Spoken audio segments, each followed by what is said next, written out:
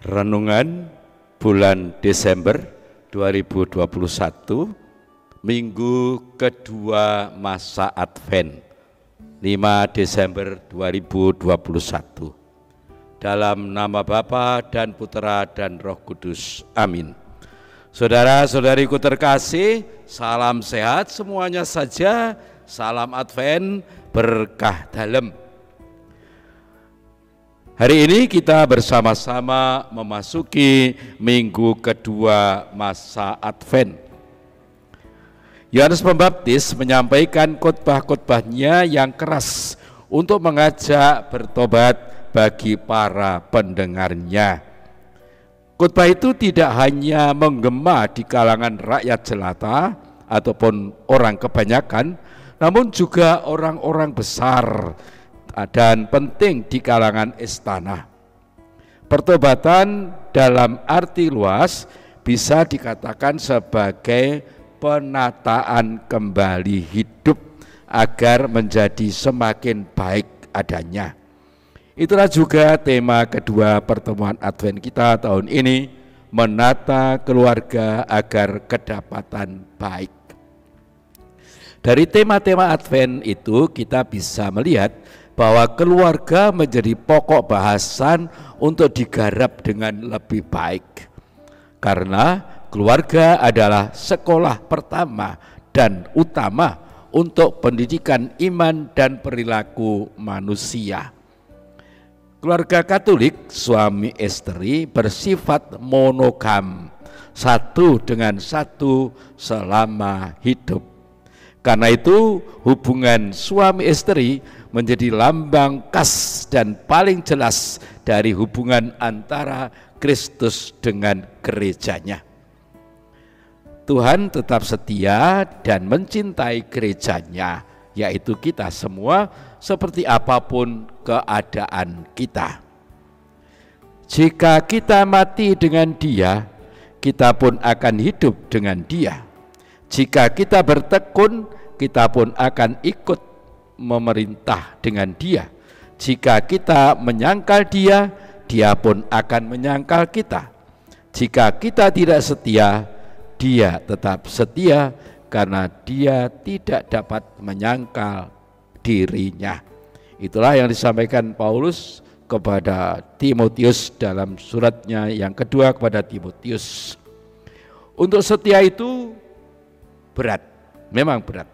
Maka untuk mampu mempertahankan kesetiaan, memperkembangkan dan menyempurnakannya, kita harus memiliki kesadaran diri yang murni. Menyadari kelebihan dan kekurangan diri sendiri. Dengan menyadari diri sendiri secara benar, kita juga akan mampu memahami dan menerima diri orang lain dengan kelebihan dan kekurangannya, dan dengan demikian akan mampu menerima perbedaan di antara kita.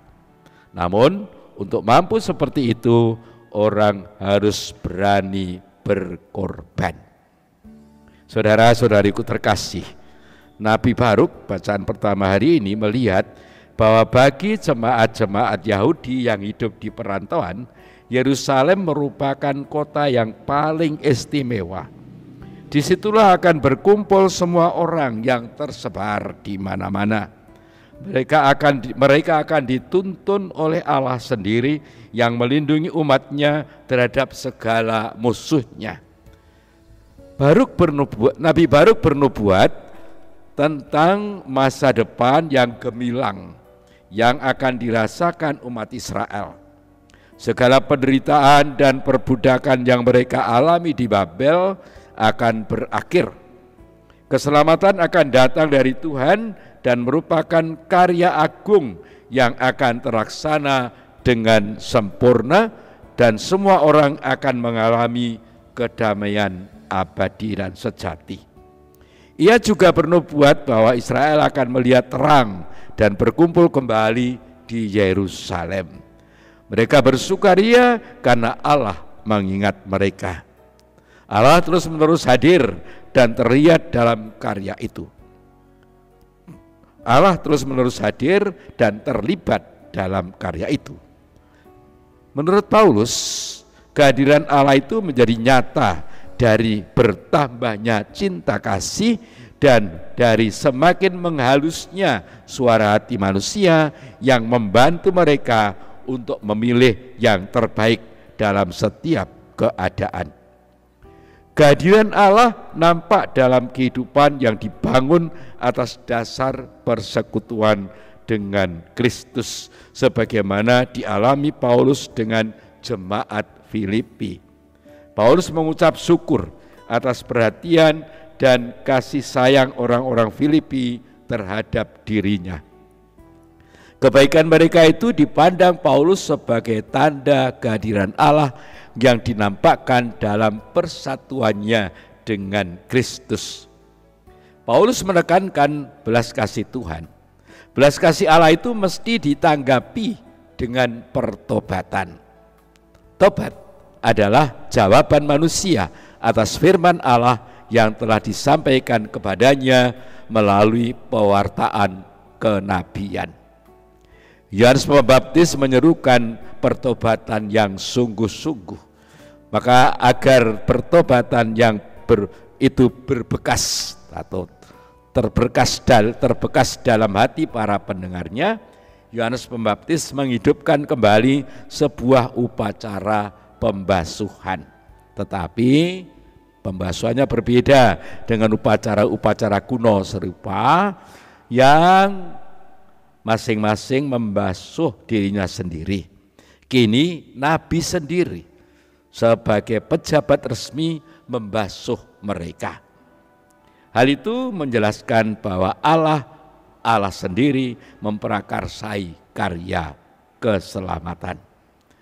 Saudara-saudariku terkasih, ternyata nada seruan tobat dari Yohanes Pembaptis berbeda dengan nada seruan tobat dari Yesus. Yohanes Pembaptis dalam ajakan tobat mengancam manusia dihadapkan pada Allah yang dahsyat, yang tidak membiarkan satu kejahatan pun lolos dari murkanya. Sedang tobat yang diserukan Yesus sama sekali lain sifatnya. Tobat selalu dikaitkan dengan kerajaan Allah. Bertobatlah sebab kerajaan Allah atau kerajaan surga sudah dekat. Demikian yang dikatakan Yesus di awal karyanya dalam Matius bab 4 ayat 17.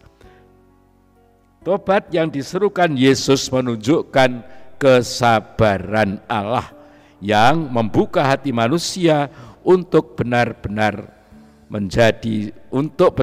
mengasihi dengan perbuatan yang nyata. Tobat sedemikian menjadi sumber kedamaian hati dan mengatasi kebimbangan dan kegelisahan hati. Tobat itu merupakan bagi manusia suatu panggilan untuk terus-menerus mengusahakan terwujudnya persaudaraan sejati dan menyeluruh atau universal. Itu semua harus ditopang dengan doa. Demikianlah yang diamanatkan Paulus kepada jemaat Filipi. Doa adalah sebuah kebutuhan penting bersama Tuhan, agar kita tidak merasa sendirian dalam perjalanan hidup pertobatan itu. Sebab itu kita perlu membenahi hidup doa kita juga pada masa Advent ini. Doa kita harus bersifat sosial, bukan hanya personal atau individual, bukan hanya untuk kepentingan diri sendiri, tapi juga untuk kepentingan banyak orang. Dengan doa dan karya nyata sebagai bentuk laku tobat, kita diajak untuk menjadi teman sekerja Allah dalam karya penyelamatannya. Dengan mengajak banyak orang sampai kepada Yesus melalui hidup dan karya kita sehari-hari yang baik dan benar bersama dan terhadap siapapun. Biarkan semua orang melihat keselamatannya, karena dialah satu-satunya pokok keselamatan kita. Yesus Kristus adalah satu-satunya juru selamat kita. Yesus adalah segalanya bagi kita. Yesus adalah andalan kita. Dengan demikian, tinggalkanlah segala sesuatu yang menghalangi kita untuk bertemu dengan Yesus. Dan kita mesti yakin bahwa Tuhan tidak membiarkan kita berjuang sendirian, agar kita mampu memahami, menyikapi, dan mengelola semua pengalaman hidup kita dengan baik dan benar. Dia akan selalu menyertai kita sampai akhir zaman. Begitulah janjinya. Saudara-saudariku terkasih, kita semua orang beriman memiliki tugas dan tanggung jawab masing-masing selaras dengan anugerah Allah kepada kita.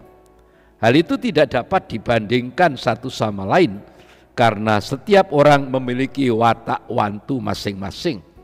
Karena hal itu adalah panggilan dan kehendak Allah, maka tugas dan tanggung jawab itu harus dilaksanakan dengan sungguh-sungguh.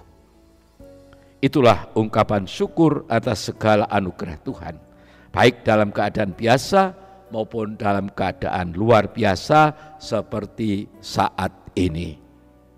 Saudara-saudariku terkasih, bersama umat Israel yang menantikan kedatangan Tuhan, kedatangan penyelamatan sebagaimana dinubuatkan Nabi Baruk, kita yang saat ini sedang beradvent juga menantikan kedatangan Tuhan dengan sukacita karena kasih Tuhan yang akan menuntun kita. Kita yakin bahwa nantinya akan indah pada waktunya. Namun kasih Tuhan itu harus kita tanggapi dengan pertobatan. Seruan pertobatan itu tertuang dalam pesan Yesaya yang terungkap pada Injil suci hari ini. Siapkanlah jalan bagi Tuhan, luruskanlah jalan baginya. Setiap lembah akan ditimbun, setiap gunung dan bukit akan menjadi rata. Yang berliku-liku akan diluruskan, yang berlekuk-lekuk akan diratakan. Lembah, gunung dan bukit, jalan berliku dan berlekuk-lekuk, dan semua yang mirip dengan itu adalah lambang dari ganjalan hambatan dalam hidup ini yang menghalang-halangi kita terhadap keselamatan yang ada di depan kita. Hal ini terwujud dalam berbagai sikap dan perbuatan buruk dan jahat dalam diri kita. Namun dengan bimbingan dan penyertaan Tuhan yang penuh kasih setia, lewat apa dan siapapun juga, kita akan mampu mengatasinya dengan bijaksana. Itulah pertobatan, dan melalui Yeskiel Tuhan memberikan sarananya. Kamu akan kuberikan hati yang baru dan roh yang baru di dalam hatimu, dan aku akan menjauhkan dari tubuhmu hati yang keras, dan kuberikan kepadamu hati yang taat. Yeskiel 36 ayat 26. Dengan sarana ini kita tidak akan hidup dalam daging, menurut Yeskiel hati yang keras, melainkan hidup dalam roh, Yeskiel hati yang taat. Maka saudara-saudariku terkasih, mengakhiri renungan ini, marilah kita dengarkan amanat Paulus kepada jemaat di Galatia. Saudara-saudariku terkasih, perbuatan daging telah nyata, yaitu percabulan, kecembaran, hawa nafsu, penyembahan berhala, sihir, perseteruan, perselisihan, iri hati, nafsu, penyembahan berhala, sihir, perseteruan, perselisihan, iri hati, amarah, kepentingan diri sendiri, percideraan, roh pemecah, kedengkian, kemabuan, pesta pora dan sebagainya.